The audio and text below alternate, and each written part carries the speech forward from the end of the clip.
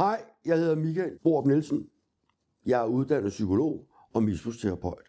Det vi hos os tilbyder, det er en behandling, hvor at personen, som er en del af forløbet, vil kunne passe sin familie, sit arbejde med mere, samtidig med, at der foregår en behandling af sin alkoholisme. Den behandling, den står beskrevet i detaljer på den hjemmeside, som du er inde på nu. Og vi vil kraftigt anbefale dig at læse den igennem. Noget, som er vigtigt for os hernede fra at sige, når man snakker alkoholbehandling, og som man ofte glemmer at fortælle i den her verden her, det er, at når mennesker opsøger hjælp, så er de desperate. Det, der er vigtigt for os at sige højt, det er, at med sådan en behandling her, er der ikke nogen garantier. Og så kunne man sige til sig selv, jamen Michael, det er jo snot dumt, at du siger det på den måde. Men det er et faktum, og det er vigtigt at være ærlig omkring, at der er ikke nogen garantier, at fordi et menneske indtræder i en alkoholbehandling, at så stopper mennesket prompte med at drikke. Det at begynde at leve en ædru tilværelse, det er noget, der tager tid. Og der kan være nogle smuttere undervejs. Fordi det er faktisk ufattelig svært.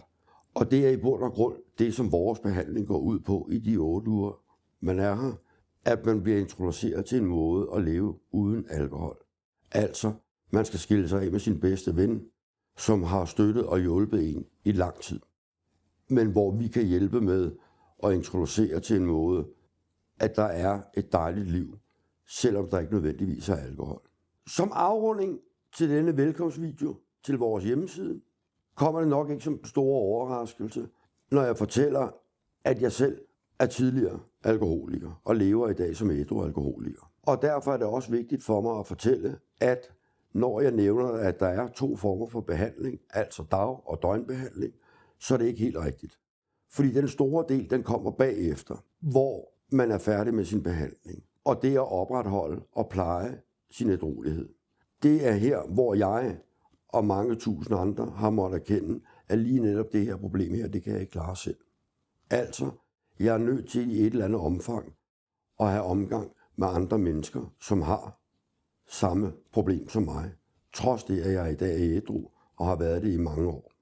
Årsagen til det er, at denne her sygdom, som jeg kalder den, den er snigende, magtfuld og overrumplende. Og det vil sige, at jeg kunne eksempelvis efter en 4-5 år tænke, det går meget godt det her. Og de har løjet for mig i sin tid med, at jeg ikke kan styre det. Og potentielt kan jeg få mig selv til at overtale til at gå i gang igen. Og den sker for mange, og det har også været sket for mig, og hvor det er gået helt galt. Af den årsag er jeg nødt til at pleje min ædruelighed.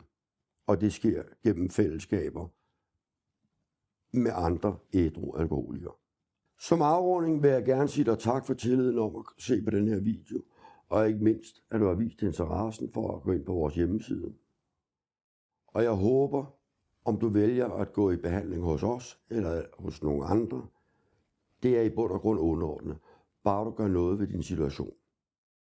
For det jeg kan sige med 100% sikkerhed, jeg kender til det fængsel at gå og være fanget op i afhængighed. Og der er en løsning på det her. Så hold fast i din beslutning om at gøre noget ved din situation.